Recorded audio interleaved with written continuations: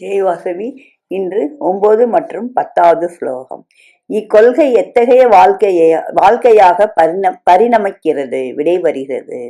ஏதாம் திருஷ்டிமஷ்டப்ய நஷ்டாத்மானோசில்பத்புத்யகம் பிரபவந்தியத்குராமானக க்ஷயாயா ஜகதோஸ்ஹிதாம். கொள்கையுடைய புல்லறிவாளர் ஆத்ம நஷ்டம் அடைந்தவர்களாய், கொடுஞ்செயல் புரிபவர்களாய், உலகின் பகைவர்களாய், அதன் அழிவுக்கென்றே தோன்றியிருக்கின்றனர். இந்திரங்கள் வசப்பட்டு விரைந்து விஷயங்களில் மூழ்குகிற அளவு ஒருவன் புல்லறிவாளன் ஆகிறான். தன்னையே அழித்துக் கொள்ளுதல் அதன் முதற்படி. அதர்மம் அபிரிதமாய் கையாளப்படுகிறது. உலகுக்கும் அது கேடாய் முடிவடைகிறது. பொய்யும் அதர்மமும் வாழ்க்கை திட்டமல்ல என்பதற்கு அவனுடைய கொடிய செயலே சான்றாகிறது. அசுர இயல்பையுடையவரது தீய செயல் என்னென்ன வடிவெடுக்கிறது என்று வினவும் எடுத்து அதன் விரிவாக விளக்கம் வருகிறது.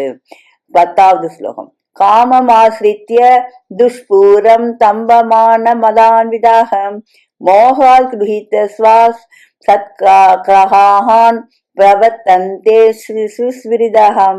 நிறைவேறாத நெடுங்காமம் பிடித்தவர்களாய், ஆடம்பரமும் பெருமையும் மதமும் பொருந்தியவர்களாய், மயக்கத்தால் கெட்ட எண்ணங்களை கிரகித்து தீய தீர்மானங்களுடன் தொழில் புரிகின்றனர்.